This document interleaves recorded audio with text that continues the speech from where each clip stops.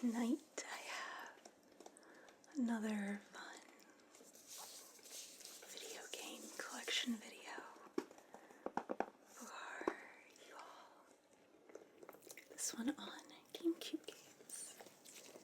And I must start this video out by saying that I've actually been delaying making this video for quite some time because I currently cannot find like half of my GameCube games, and it is driving me insane. I know they're not games that I would have just casually given to a friend or sold, because some of my favorites are in this half of the collection, so I know that they're somewhere. I just have no idea where. But even so, while some of my favorite games are missing, hopefully the games included in this video are still gonna be super nostalgic and fun. And also, honestly, my GameCube game collection is big enough that I probably would have ended up making at least 2 videos on it anyway. So here we have part 1 of my GameCube games. And let's have a good time. And we are going to start things out so strong with the classic Super Mario Sunshine. You know, I just said that some of my favorite games are missing, but this is one of my favorite games that thankfully is not missing. Oh, such good memories. And you know, I feel like I've seen recently that some people don't like this game, which is just nutso to me. And granted, I honestly haven't played any of the Mario games after this, I think. Because GameCube was kind of my like last Nintendo console where I actually like legit played things all the way through. And so I don't have experience with like all of the like Mario Galaxy, all the other stuff, so I'm not going to compare them.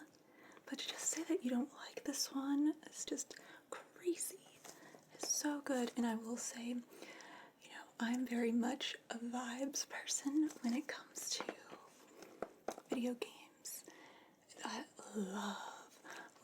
love tropical vacation vibes in this on, what is it, Isle Delfino. Oh my gosh.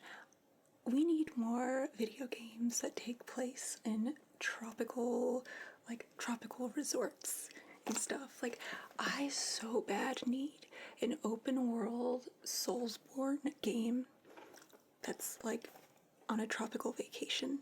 Like Elden Ring meets White Lotus. It'll be fabulous. Would that not be amazing? I wish I was a game developer so I could just create that for myself.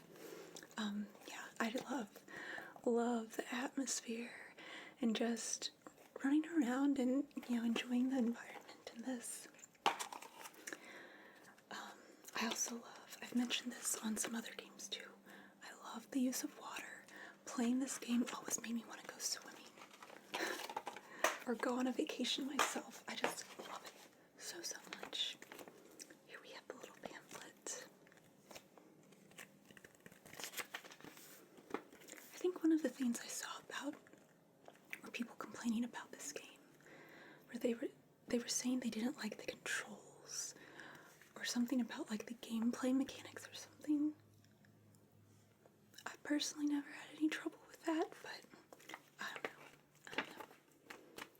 I thought it was all fantastic. Here we have just some intro stuff with Flood, the little, I guess, weapon, for lack of a better word, that you use, and the shine sprites instead of the stars.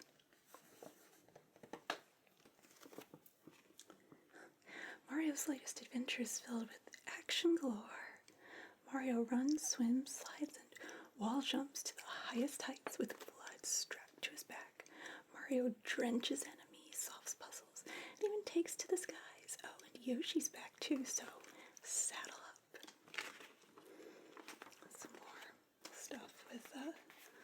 course, the characters.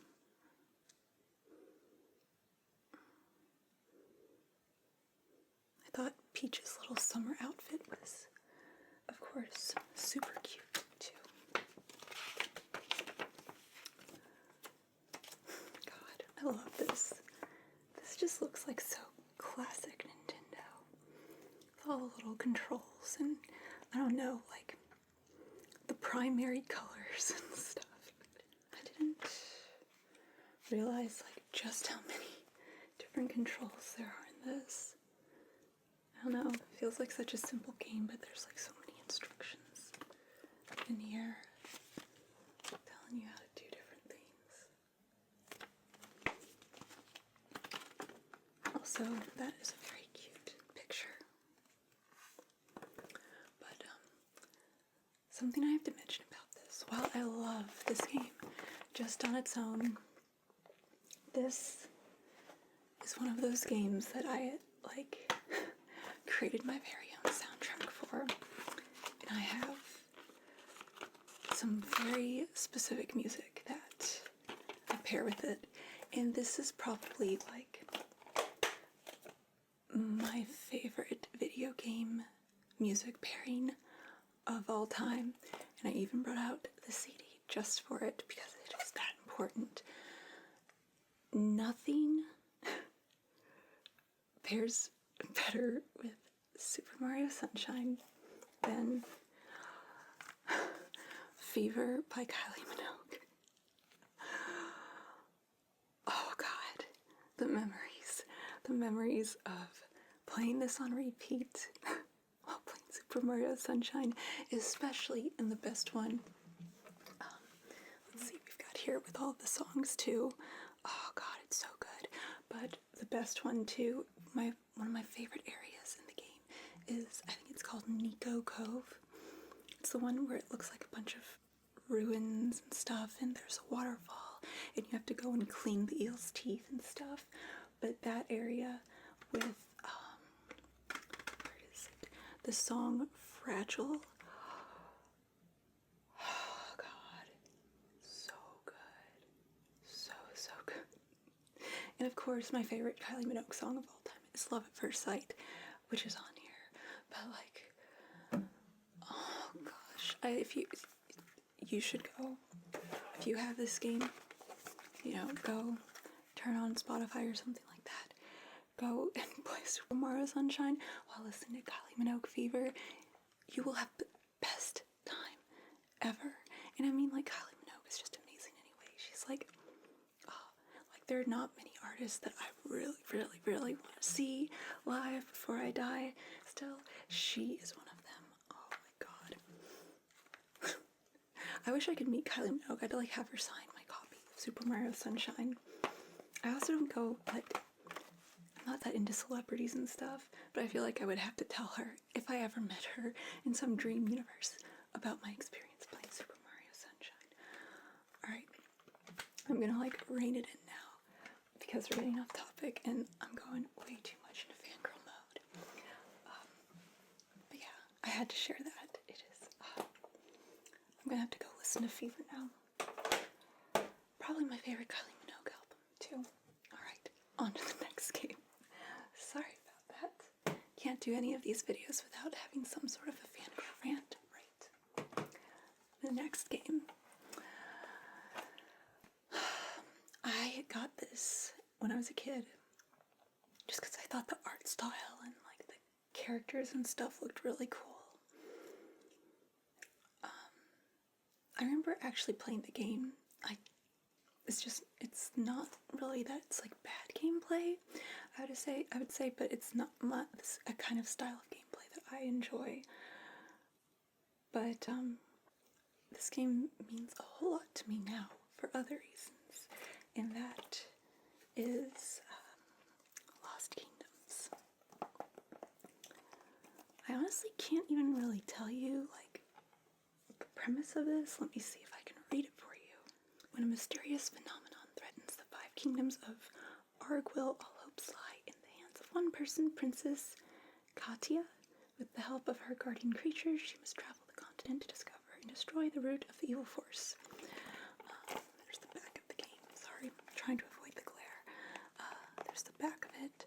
But the gameplay was, you had these like cards that like use the cards and it would like summon some sort of creature to come and basically fight for you.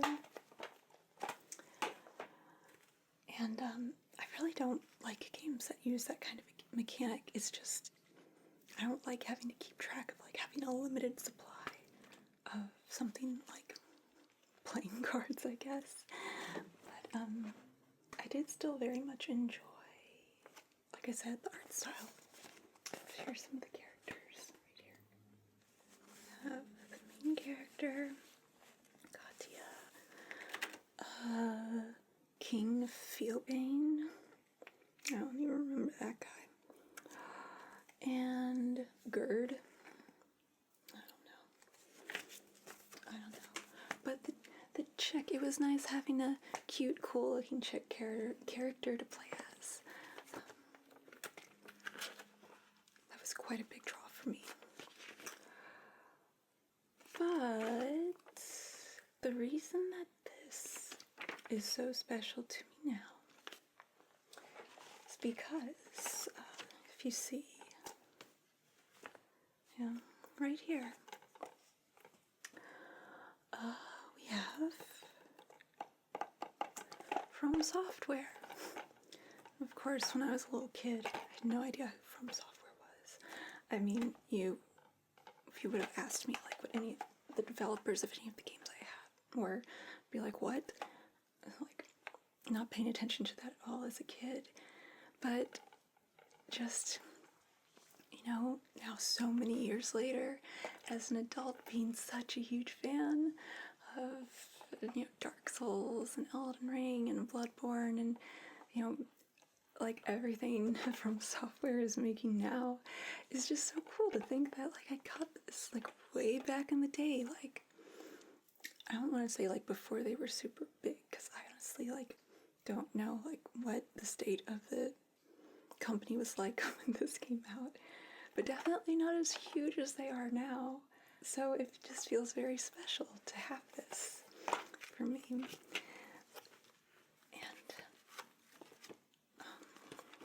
And it makes me especially happy that this is not one of my GameCube games that I cannot find at the moment. That would have been a bummer. But let me show you just some examples of some of the stuff in here. Yes, we've got like attributes. It says like, I guess, different elements and like what's strong against other things, and just a look at what some of the little cards I mentioned are like in there. It was actually quite a bummer for me that I did not enjoy playing the game because it looked very cool. I liked the atmosphere. I even liked the little characters on the cards. I just couldn't get into it. And also, I think that there is even like, hints and tips like, always running out of cards. I can't get the capture throw to work. I can't seem to build up a stronger deck. Like all of these tips and stuff in here for people struggling with the game. I was like, as a little kid, I'm like, I don't have time for that. So, I threw it down and went back to playing Mario Sunshine and listening to Kylie Minogue or something like that. But I'm very happy now that I did get this game, even if I could not appreciate it at the time.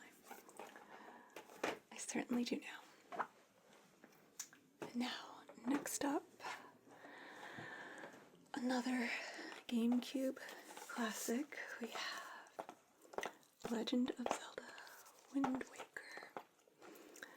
Let me just say, I am not at all a fan of the cutesy Zelda art style.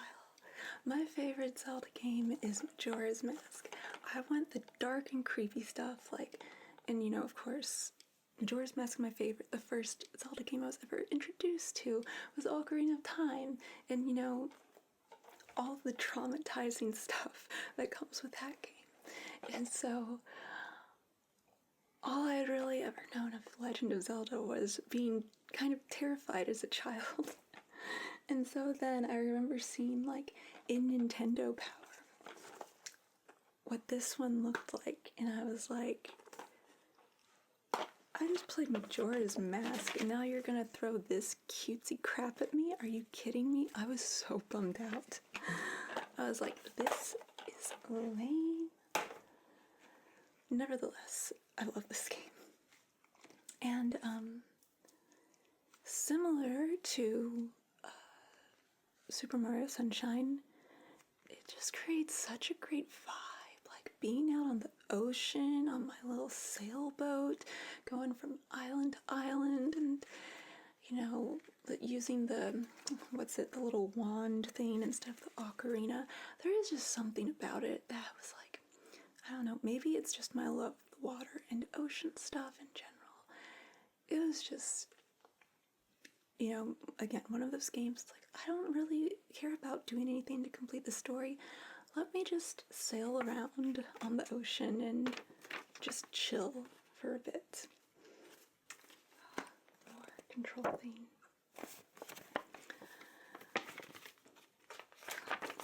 But even so, even though this is like the super cutesy aesthetic for Legend of Zelda, it has like one of the scariest enemies in it.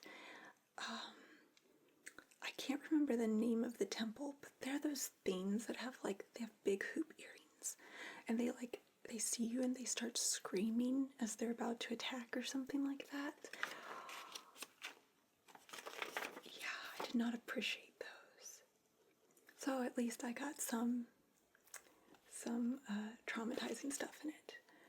This is cute with the items. Oh, what's the name of it? The wand is called the Wind Waker. My bad. All that stuff.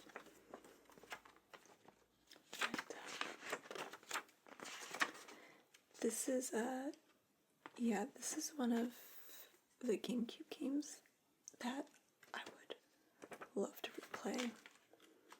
Like, really, really love to replay. Just because I need some, you know, happiness and like good atmosphere in my life, which I'm struggling to find at the moment. But yeah, I like it a lot. I think it's definitely one of my top favorite Zelda games, actually. I don't know where I would rank everything after Majora's Mask. That's just like on a level all on its own. But I love this one. And this next one's kind of a bonus thing. So if you pre-ordered Wind Waker, I don't know where, if it was like GameStop or something, if it had to be a specific place, but if you pre-ordered it, you got this fun little bonus thing. 2-game bonus disc. Legend of Zelda Ocarina of Time and Legend of Zelda Ocarina of Time Master Quest. So, this was nice. I never actually owned Ocarina of Time for the N64, so I, like, spent, like, a lot of time playing rented copies of the game. And of course, like, you get a rented copy and you've got, like, other people's save files on it.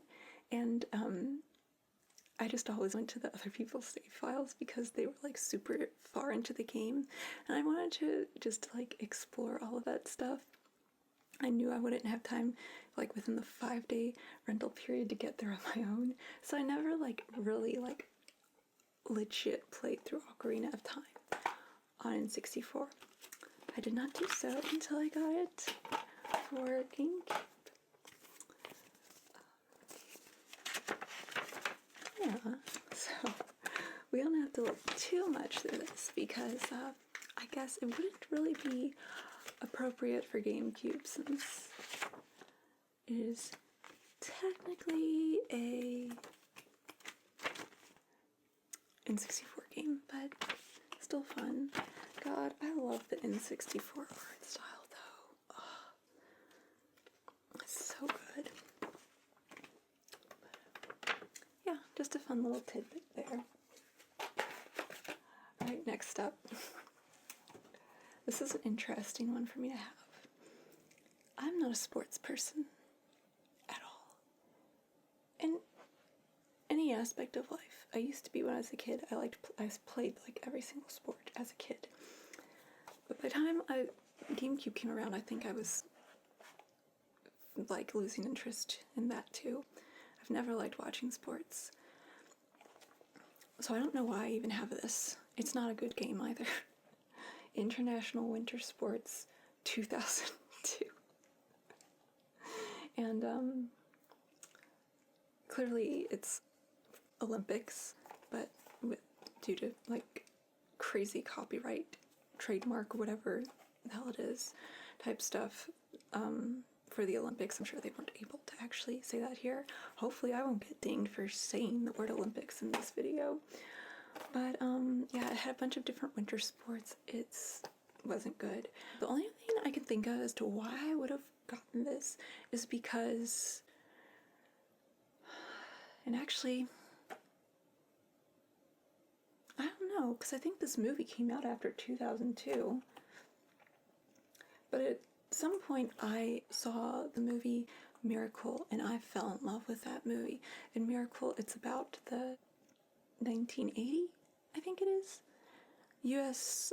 Olympic hockey team that like beat Russia, and it was a huge deal because like Russia was supposed to be undefeatable stuff. I think Kurt Russell's in it as the coach, blah blah blah. But it is such a good movie. You should go watch it if you have not seen it. I love it, even though I don't like sports. And then I after that movie, I like had some sort of like minor hyperfixation with the Olympics because of it. That's the only reason I can think of why I would have gotten this. And I don't even remember like really playing any of the sports in here except for the ice skating. I remember the ice skating was like a rhythm game, and I enjoyed the music and looking at the pretty costumes, and that's basically why I played it. I'm not even gonna like bother showing you all this pamphlet thing. Yeah, I don't know why I got this. ESPN the games. Yeah. But speaking of Miracle, that also did, well no, that didn't spark my interest in ice hockey. Mighty Ducks did. But it helped reinforce my interest in ice hockey, the only sport that I now enjoy watching. I'm not a fan, like, I don't know, like, teams or players or whatever, but I can go to an ice hockey game and, like, legit enjoy myself just by doing nothing else but watching the game. And that's the only reason I can think of that I would have this game, which is EA Sports NHL 2004. I think it was 2004 when that movie came out, Miracle. It makes me seem so old. And it's great. This is like one of the best parts of hockey for me too. I love that they have in here a new fighting engine for fighting other players that you're up against. That's one of the things I love about ice hockey. I think it is amazing that people can like ice skate and keep track of a teeny tiny little puck going everywhere, and the ice skating is so like beautiful and graceful and majestic, but then you've got like the fights that break out and stuff. And it's just, there's just something about it that appeals to me. So I don't think I've played this that much. I remember playing it with my cousin, and one of the things in here is that you can make, you can like create your own team, and you can like pick the color of your jersey and the mascot symbol thing and stuff. And I just remember my cousin making a team called the Oxymorons that we thought was really funny. And then my cousin and I played each other. But that's really all I can say about it.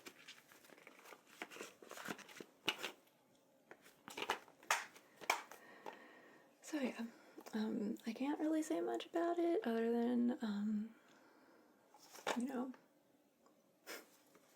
my little hyperfixation is what drove me to get it, I'm sure. Now this is a sports game that I did thoroughly enjoy playing so much, and I'm sure that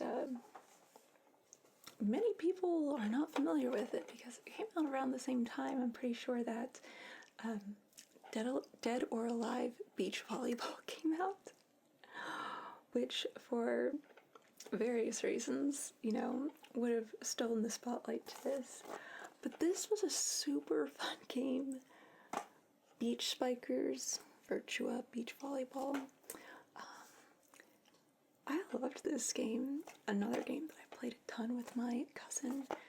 As you can see, you do still have cute chicks in swimsuits running around on the sand.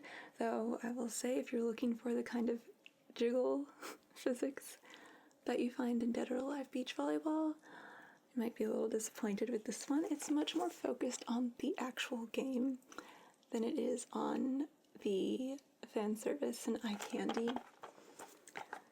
And it was very simple and like nothing amazing, nothing extraordinary, but just a legit fun game, especially like playing with someone.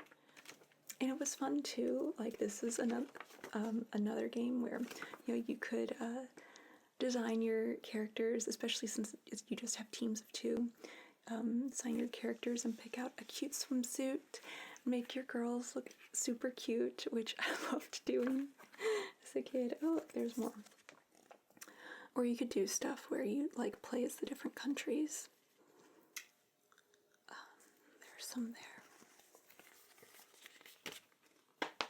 Oh, it even breaks them all down in here. Germany, Jamaica, China, France, Cuba, Thailand. Oh, I remember I thought the girls from the Netherlands were super cute. I really liked the one girl's pigtails. So, yeah,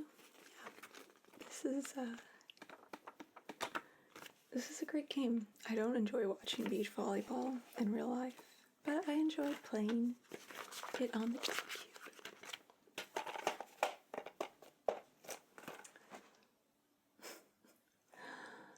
Man, that's a lie. Beach volleyball has never been hotter. Okay. I am pretty sure this came out at the same time as Dead or Alive Beach Volleyball. Oh man, what a time for video games. Alright. This next one we have Final Fantasy Crystal Chronicles. Now, I've mentioned before my love of Final Fantasy games, especially like around the PlayStation 2 era, which I'm pretty sure this came out around the time of like Final Fantasy X and X-2. I don't remember much about actually playing this game. I didn't like it very much. Again, I don't think that's necessarily to say that it's bad. It just felt so different from the other, you know, like going from like 7 and 8, and then I didn't do 9, but 10 and X-2. This just felt, it was very different from those, like especially in the way that the story was told. I feel like there wasn't even really a story in this one, but the characters were super cute. That's something I did like about it, is also, of course, the art. Final Fantasy art is always excellent. Let's see, I'm not going to read the whole prologue, but I'll read your journey skull so we can learn together what this is actually about. Crystal Caravan. I remember that part. Join a crystal caravan to seek out myrrh trees and collect their myrrh. Once you've filled your chalice, return home by purifying the crystal with myrrh. You will renew its power to protect the village from miasma for another year. Many dangers and mysteries lie along your journey. Your task is not an easy one, but you are not alone. Join forces with your fellow caravanners and make your mark together in the Crystal Chronicles. Alright, Actually, you know what? I remember, was it like an opening cutscene sort of thing? Where I remember all the little characters playing music and dancing together. I think I remember that. But somewhere in here it shows all the different characters. There were like different classes, like sort of class of character you could be, but also different jobs that you could have within the village. Like, oh, here we go. Yeah, family traits is what it's called. I don't really remember the oh wait, let's see. Each family has its own family trait. Depending on your family's specialty and your relationship with them, they might give you a deal on items or grow certain foods for you. Send some seeds home in the mail, and your family will plant them to grow crops. So, like, blacksmith forges weapons and armor. Tailor crafts accessories. Farmer grows wheat from wheat seeds. Miller melts wheat into flour. Fisherman, merchant, alchemist, stuff like that. There's a little map of the village that's kind of cute.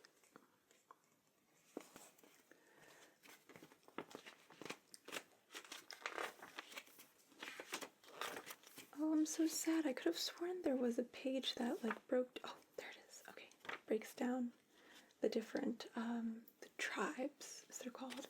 You can choose 4 tribes with a total of 32 different appearances. Each tribe has its own combat specialties and exclusive equipment. And my favorite was the Selkies, but we'll go through them one by one. First, we have the, and pardon me if I pronounce these wrong, the Clavats, a gentle people that value harmony above all. And I liked all the different designs for like the boys and the girls. Very cute. Then the Lilties, a proud warrior tribe with infamously short tempers. There. Then the Ukes, mysterious tribe of great lore and wisdom. And finally, the Selkies, independent people who put themselves first. Selfish little jerks, but they look cool. I think I remember one of the things I didn't like about this is it feeling very repetitive and what you had to do to get to, like, you had to go through different levels to get through like a final stage, and then I think you went back to the village and you just sort of rinse and repeat. I'm sure it's not all exactly the same, but yeah, again, if I had maybe better prepared myself for it not being like all of the PlayStation Final Fantasy games, I would have enjoyed it more, but it's cute. I can't say it's bad or anything. I might like to give it another try if I got the chance.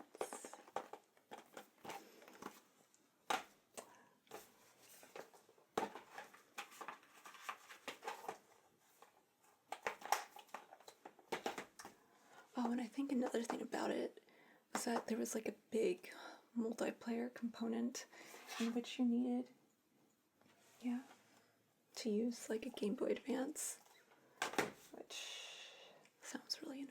I never did that. But anyway, on to the next one. This is a silly game. I remember it being cute. Like, I don't, again, my memory is kind of blurry on as to like whether it was good, but it was cute. From the creator of Sonic the Hedgehog. This is Billy Hatcher and the Giant Egg. I remember seeing this and I just thought it looked really different and like that silly weird that I tend to find myself attracted to. And the main thing I remember about it is, as the name kind of implies, you push around a giant egg. And I think it gets bigger the more you push it around, and I think you can like do things that'll give it certain attributes, like you can use it as a weapon, or something like that. Maybe we'll find out in here. But yeah, one's very silly. Let's see. The back of the game says, he may wear a rooster suit, but no one calls him Chicken. Billy Hatcher must use the powers of a legendary suit to conquer an evil king who seeks to rule with an everlasting night. Slightly mischievous, yet always cool, only Billy can return the light to the land. That doesn't really tell me anything, but, oh, let's see. Oh, that's cute. Some of the characters in here. Aww. The little girl version of him is really cute. Rolly Roll. Some of the characters.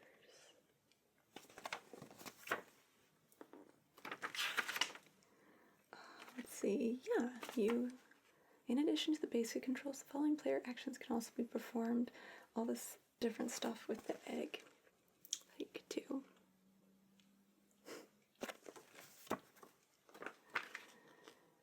And, oh, within certain eggs hide mysterious egg animals that hold power over elemental forces. The egg animals can be befriended and given commands to help Billy and his friends tackle situations that would otherwise be impossible to overcome. Maybe that's what I'm thinking of in terms of, oh, like the eggs having certain powers or something. They're all super cute. I really like the little penguin-looking guy. So yeah, oh, it looks like there's like a multiplayer mode too. Battle mode. Yeah, it's just a silly, fun game.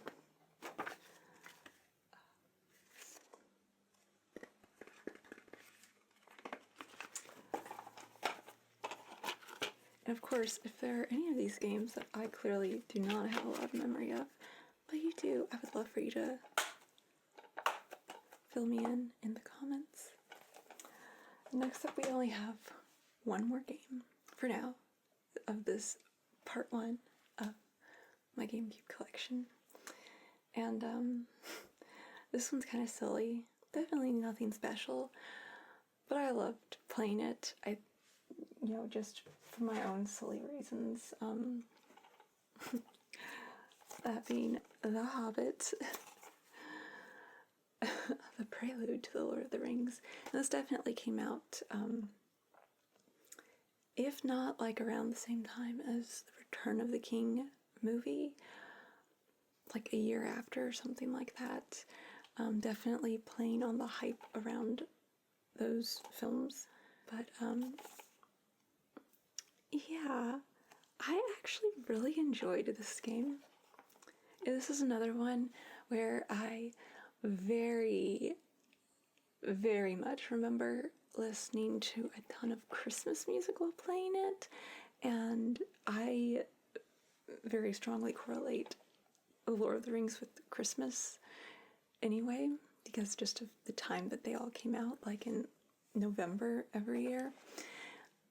So I think that's like, it's adding to that, that correlation that I already had with, I don't know if correlation's the right word, but that connection that I already had with Christmas and The Lord of the Rings. And I remember specifically, doesn't Whitney Houston have a version of Do You Hear What I Hear? Because I very distinctly remember listening to that while in the area, like before you go into the elves' domain, I guess, for lack of a better word, in Mirkwood. Yeah. I just love linking Christmas and Lord of the Rings stuff together. So that's probably one of the reasons why I enjoyed this so much. I have no idea how I would feel about playing this today. It's another one that I don't think is anything special. It was very straightforward, but I thought it was cute and pretty well done. Maybe. I don't know. Smell.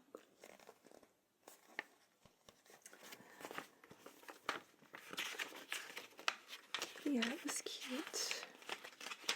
I never played that terrible like Golem game that came out several years ago, but I'm sure even if this game was not as fun as I remember it being, it was not even comparable to as bad as that.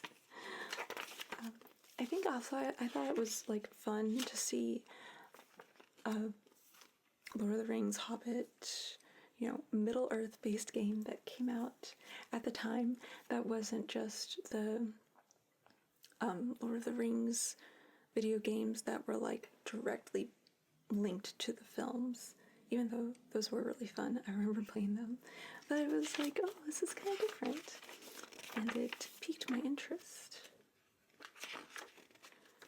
So yeah, there's an ad for Crash Bandicoot Nitro Kart on the back. So that's the first part of my GameCube collection. I would love to know what you think. I feel like I tried to include some really good ones in here, as well as some kind of stinkers. But I'm very curious to hear what you think. If you have a favorite GameCube game. So, I hope you had a good time. I had a good time. And fingers crossed, please keep your fingers crossed that I find my missing GameCube games very soon. And I will be back with another video to finish up my collection.